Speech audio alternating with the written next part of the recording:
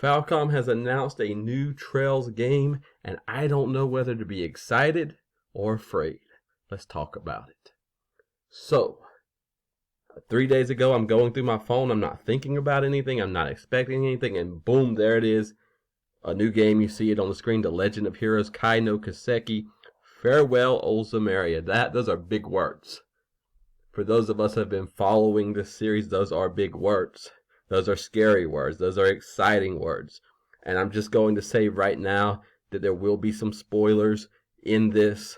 I'm not going to say anything like, oh, in hour 30 in the Calvard arc, so-and-so does this. But I am going to talk about some of the plot devices that we're getting in Reverie in the first two Calvard games.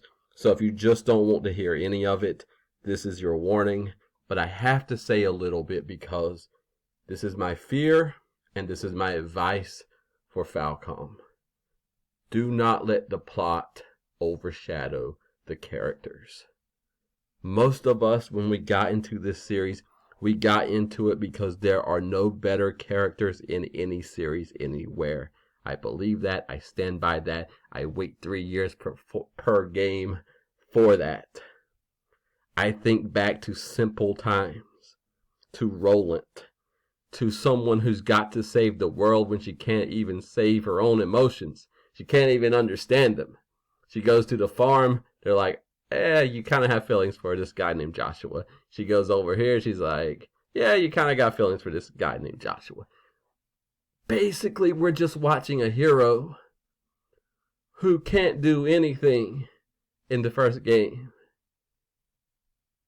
Face adversity, overcome in one of the most earned fashions. And we fall in love with her, and we fall in love with Joshua and Olivier and Tita, and down the line. There are slow burn games, NPCs, Anton. We fall in love with the towns, the worlds, because of the characters.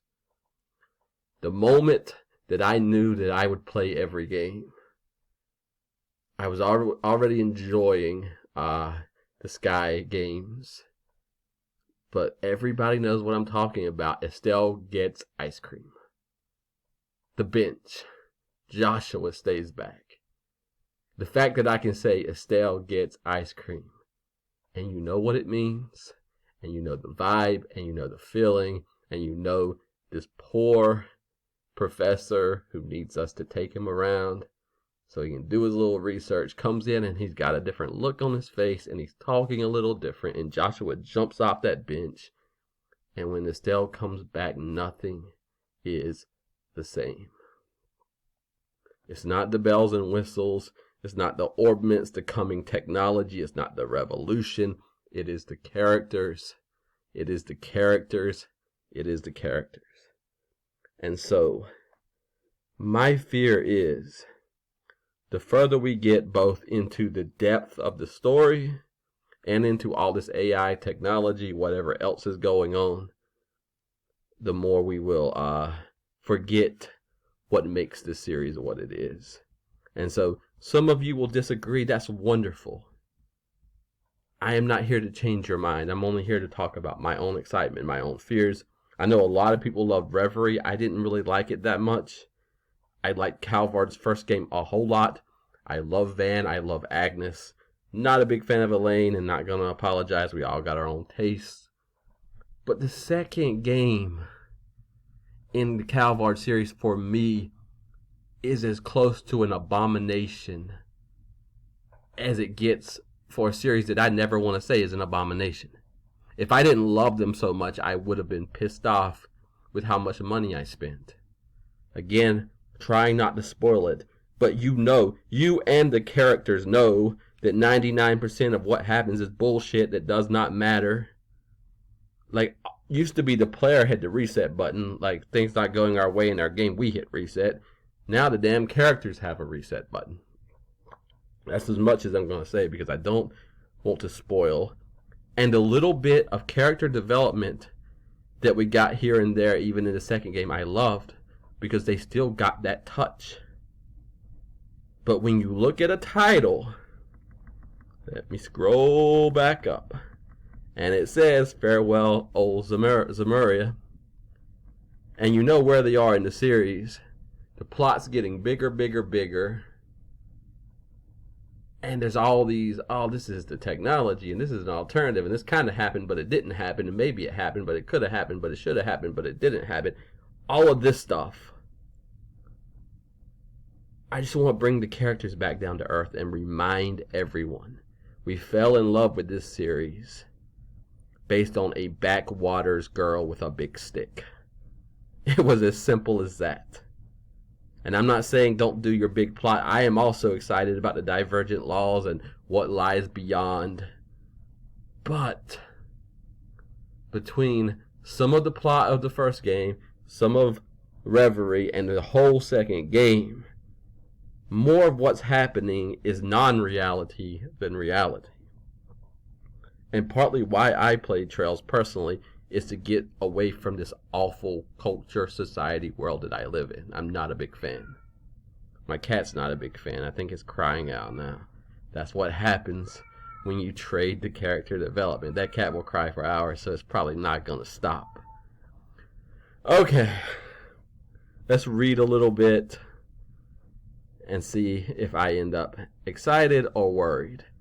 I might just go join my cat in the crying session if I can't convince myself to be excited. Falcom has announced the Legend of Heroes Kai no Kiseki, Farewell Old Samaria, the 20th anniversary title in its Trails RPG series. No matter how we feel, we should clap about that. You don't even have to play the series to clap about that. Imagine starting a series, a story, and 20 years later you're still telling it.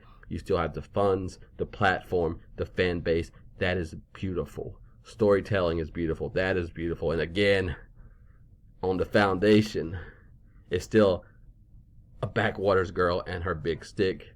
The Wu-Tang Clan said it. Can it be that it was all so simple then? Yes, it was. We don't have to get too far away from simplicity. Okay.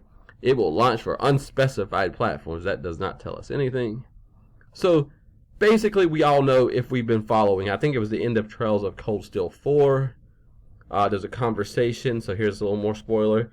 There's a conversation between the president in Calvard and the Grandmaster, and they call a truce because the world's going to be ending in a certain time. I believe, the best I could understand, that weird second Calvard game, that we are coming upon that date in the not too distant future, so that's kind of where we should be. C. Epstein, the father of the Orbital Revolution, prophesies the end of Sumerian continent, As X-Day approaches, a massive orbital rocket is about to be launched from a large military base built. Every time I read that, it reminds me a little bit too much of Cold Steel, and we kind of just had this Avengers moment. So I really don't want to see the whole continent come together right now because, again, too much quantity takes away from the quality of the character development. So I just don't think time-wise, we're ready for yet another, the world's going to end, bring everybody together. So I hope that's not what we're going to get. Can man make it past the planet's atmosphere? What lies at the end of the continent? Will mankind be able to uncover the true nature of the world? So I've been reading on Reddit, and there are people that are a lot smarter than I am, and they have all these kind of ideas. Like one person thinks, because you see in the next paragraph, including a young Spriggan, and Van is often mocked for being old, that this might be a prequel to go back in time before going forward. Another person thinks that we're just going to blow right past the rest of the continent and be somewhere else after this is over. I don't think so. I hope not. A lot of us have expected that we'll be going to the Far East next, and then maybe the church area, and these questions don't necessarily have to all be resolved by the end of it. So some of these could be setting up more of the continent. Will mankind be able to uncover the true nature of the world? That's a church question. That's an Ouroboros question. That is a McBurn question, I think. I wish it was a Barrel question because God knows I want more Barrel. What lies at the end of the continent could be setting up the Far East before we get those answers. Who knows? But I am obviously excited. I'm making this video just because I am excited. I'm locked out of my actual account, so I'm just throwing it on a page that has no viewers because I just want to talk about it. But How do you feel right now? Are you kind of just caught up in the plot and you just want answers to the questions? I think that a lot of people are like that, which means for you, good things are happening. For you, Falcom's on pace. Does anybody share at least some of my reservations that, hey, I'm excited, but I'm also a little bit afraid that sometimes we're getting further and further away from what this series gives us that no other series gives us? I don't know how you feel. I would love to hear how you feel, but let's all be excited that there are more games to come. Ladies and gentlemen, we got another one, and in 3 to 5 years, we'll find some answers.